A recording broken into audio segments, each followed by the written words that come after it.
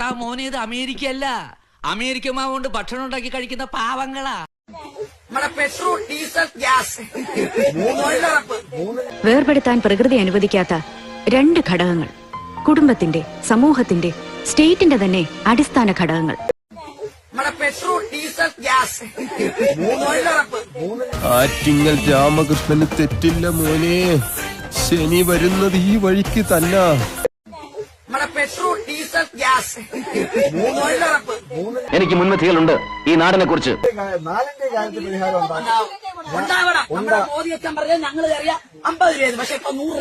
കേരളത്തിലെ അടുക്കളകളുടെ കാര്യം വളരെ കഷ്ടമാണ്.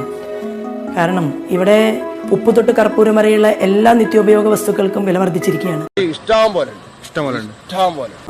അത് ഒരിരട്ടിയോ രണ്ടിരട്ടിയോ അല്ല, മൂന്നിരട്ടിയിലധികം വില വർദ്ധിച്ചു. പാചകം ചെയ്യാൻ ഗ്യാസിന്റെ വില എന്താ? എല്ലാം തികഞ്ഞൂന്ന് തെറ്റിദ്ധരിക്കുന്ന നിന്നെ പോലുള്ള സ്മഗുകൾക്ക് അത് പറഞ്ഞാൽ മനസ്സിലായിക്കൊള്ളണമെന്നില്ല. അവരുടെ സംഘബലത്തിന് മുമ്പിൽ ഞാഞ്ഞൂളുകളല്ലേ ഇപ്പൊ ഇവിടെ ജീവിച്ചിരിക്കുന്ന നമ്മള്.